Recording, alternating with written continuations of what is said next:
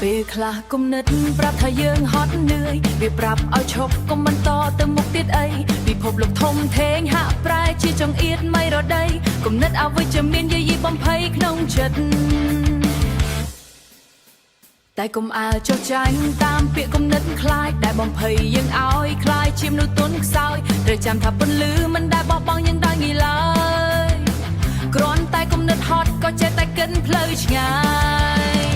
ចូលប្រើអារម្មណ៍មកមុនជាកម្លាំងតស៊ូជំនះរកឧបសគ្គដែលរារាំងដុតកម្ដៅក្តីស្រមៃឲ្យឆេះសន្ធោឆេះសន្ធៅត្រដែតឡើ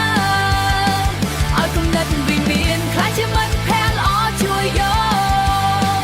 អារម្មណ៍ក្លាហានគុំនិតភ្លឺស្វាងនាំយើងឆ្លងកាត់ភាពងងឹតសន្សងបើអារម្មណ៍ធ្លាក់ចុះត្រូវប្រាគុំនិតជួយទប់ប្រាប់ខ្លួនឯងថាខ្ញុំអាចធ្វើបានកុំតន់ឈប់រាល់ការឈឺចាប់គឺជាមេរៀនដ៏កម្ររកទប់ដើម្បីចេះសាងខ្លួនយើងឲ្យរឹងមាំលើពេលមុនរៀនស្រឡាញ់ខ្លួនឯងទាំងគំនិតនិងបេះដូងកុំឲ្យវិបត្តិសារីមកបន្លំនៅក្នុងខួរក្បាលបើភ្នែកមើលមេឃឃើញពន្លឺព្រះអាទិត្យស្រស់បំប្រងនោះហើយគឺជាសញ្ញាឲ្យយើងចាប់ដើមជាថ្មីចូលប្រើអារម្មណ៍មកមុនជាកម្លាំងតស៊ូជំនះរកឧបសគ្គដែលរារាំងដុតកម្ដៅក្តីស្រមៃឲ្យឆេះសន្ធោឆេះសន្ធៅត្រដែតឡើងឲ្យគុំនិតវិមានខ្លាចជាមិត្តភក្តិល្អជួយយកអារម្មណ៍ក្លាហានគុំនិតភ្លឺស្វាងនាំយើងឆ្លងកាត់ភាពងងឹតសន្សងទោះបីផ្លូវឆ្ងាយក៏មិនបោះបង់ទោះបីហត់ខ្លាំងក៏មិនរាថយគុំនិតជឿជាក់អារម្មណ៍ស្ងប់ស្ងាត់ជោគជ័យនឹងនៅ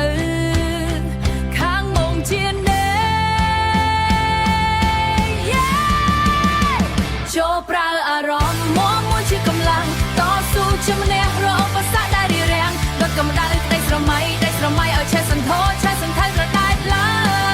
ងឲ្យគុំនិតវិមានខ្លាចជាមិត្តភក្តិល្អជួយយក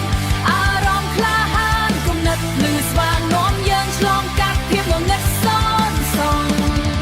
ញញឹមដាក់ខ្លួនឯងឲ្យបានច្រើ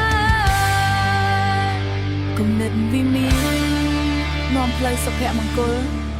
អារម្មណ៍រឹងប៉ឹងជាខែលការពារយើងនឹងទៅដល់គោលដៅជាក់ជា